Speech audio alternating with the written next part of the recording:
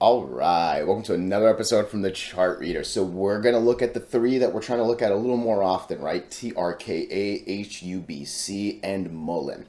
I'll be real honest, there is not a lot of positivity on this video, all right? And I know it generally sucks to have some random dude on the internet say, hey, these aren't doing that well, especially if you got money on them. But look, I hope you find my value in that I'm not here to tell you the sky is blue when clearly shit's on fire and it's just like black, black, black, right? So when it's good, believe me, I'm the happiest guy you can hear, and like I'm here with a pickup truck ready to buy shares, right? When things are bad, the worst thing you can do to yourself is lie, in my opinion. And when you're listening to a bunch of other people that keep saying rah, rah, rah when they shouldn't, it makes it really hard to like ignore the noise. So again, it's going to be a negative video. I'm going to be real honest with you up front, but sincerely, I hope you find the value in that, all right? Real quick, what are we going to do? Same thing we always do, right? We're going to take a look at the daily and the weekly to see how this thing is setting up short term. We do have our 5 moving averages. There's only one, but there are horizontal support and resistances that I do draw manually myself. And then when we're done up here, we'll use the MACD, RSI, and volume as our lower indicators. Hey, really quickly, if you can please like this video, subscribe to the channel, share this thing all over the internet. Look, comment good or bad, whatever you can do. I sincerely appreciate your time and interaction. That is for sure, all right? So look, let's get going, and I really want to talk about this candle right here, the 516. I am pretty sure this is the last day I made the video for TRKA here. And look, I say it often. There are one of the things that I love about my stack, and for real, I do this on my better one too. Like this one that I'm showing you is the full vert. Like on the one, my candles look exactly the same. We are here to distinguish between a good day and a bad good day. All right, what does that mean? Look, this is a beautiful green candle, all right? This to most people would be too, but not to us, okay? This day right here opens down here at 18 and flies all the way up to 20. Beautiful day, beautiful day, beautiful day, right? This day actually opens up here at 26 and then drops all the way down to 24.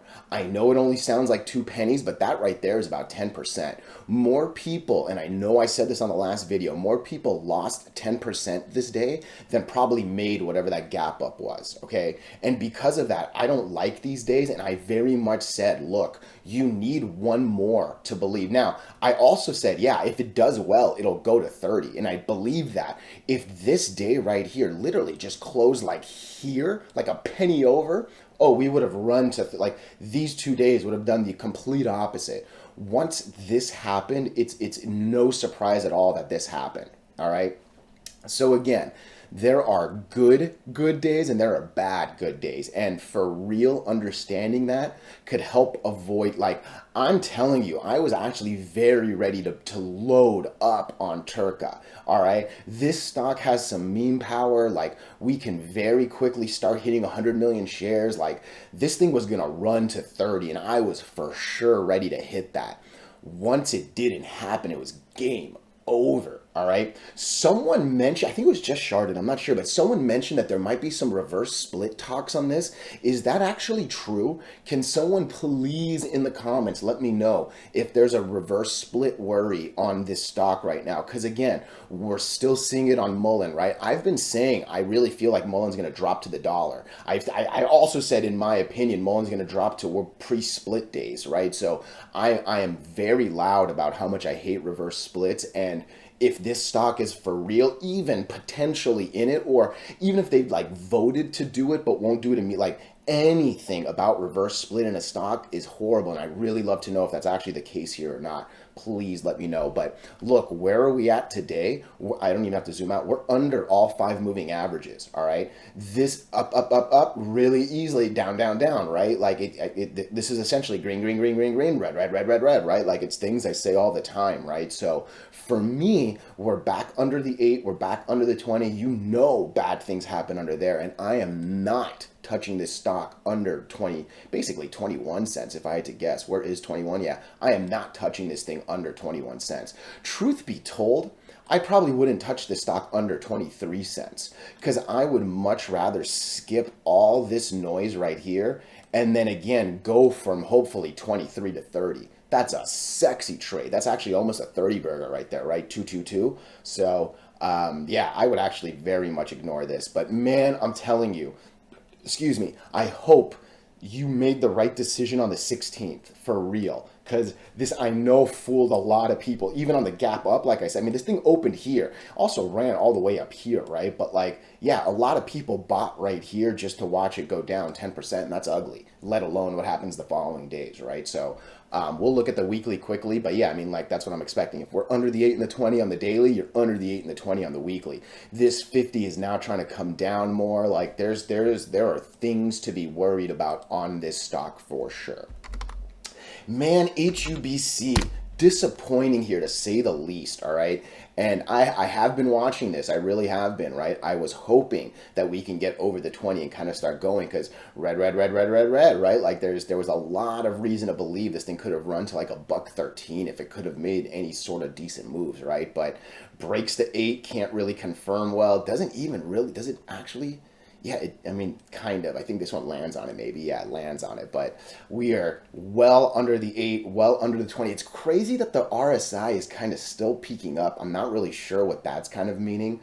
MACD's also still got the green over red, but I say it all the time, right? 80% of the work really is up here. And yeah, I mean, I don't know what to say other than like there's just it's harder for me to hope right now, right? In all honesty, it kind of seems like we're probably going to be coming down to 62 cents if I had to guess. And then obviously, right, I'm going to just do it on the weekly. We're still near and in this all-time low black hole of death, right? So it'll get substantially worse if we lose 60 cents. You do not want to lose 60 cents. I'm going to just draw this. This is now our all-time low support line, right? So look, for me, I honestly, at this point, I mean, well, it's actually still, it looks like it's a decent. So what's this at? 66. And then this is at what? 74. It's definitely, there's at least a 10%. Honestly, I think I would not touch this thing until 75, 76. Let me get over the 20, and then from there I would love to just kind of swing it up, right? Because again, even if you just wait for this, you're already in your little red world, right? So yeah, honestly, I don't think I'm touching HUBC under 75. Again, it would have been nicer if the move up happened here because that was a good space right there. Honestly, even if it happened kind of right here, that's still a decent space. Now these two are just a little too close to each other there's not enough juice in the squeeze, you know what I'm saying? So, yeah, we'll see. And look, we've kind of seen this before where, let me just zoom out. It widens, it gets close, and then it widens again, right? So this thing needs to get over, or yeah, we're just going to kind of keep going lower, right? And really my one problem is the RSI is now high enough to where it could go back down into like the 30s and 20s, right? So I'm actually a little extra worried on this one, if I would have to say. Look at the weekly. It's not a great weekly, right? It's definitely a doji right near an important line, so I think next week might be a little telling. Maybe that does mean it goes up pretty hard. And look, this weekly at least puts a 98-cent target, but again, for me, I find it hard to make a buy under 75 because again, even 75 to that 96 line instead of this 113 that I got here, that's still a good trade for sure, you know what I mean? So but just sad that this did not do what it was supposed to do. MULN. Okay. I've been saying it since the split. All right. Split happened right here on this day, the 1 to 25. All right. And all that we've been doing is the exact same thing the stock was doing before the split. We're still, I'm going to zoom out just to show, we're still under all 5 moving averages. I'm going to go to the weekly. We're still in all-time lows, all right? And yeah, it's just when I know there are a lot of people thinking, how much worse can it get? I'm telling you, it can still get, look, what I also don't like is this 20 is now going steeper, right? Like this thing was holding that slope. It's now saying to itself, you know what? I think I want to go down a little bit faster. Like it's hard, all right? I'm telling you. Now look what we've now done. We're now kind of falling away from the line. Generally, once you fall enough away from the line, there's reason to believe that you might start to go up to the line. All right. So I can see us making a move because we're down here, right? I can see us making a move till like here, maybe 123. And again, that's a 23% swing, right? Roughly $1 to $1.20, right? So there are chances for a couple green candles to come, something like this. All right. End of the day, it's going to be really, really hard to get over this green line because look how long it's been since we've been under this green line, right? And then from there, we've only touched the orange one a couple times, right? The 20. So maybe there's a reason to believe there's going to be what I generally call a recovery swing back to the 8 moving average.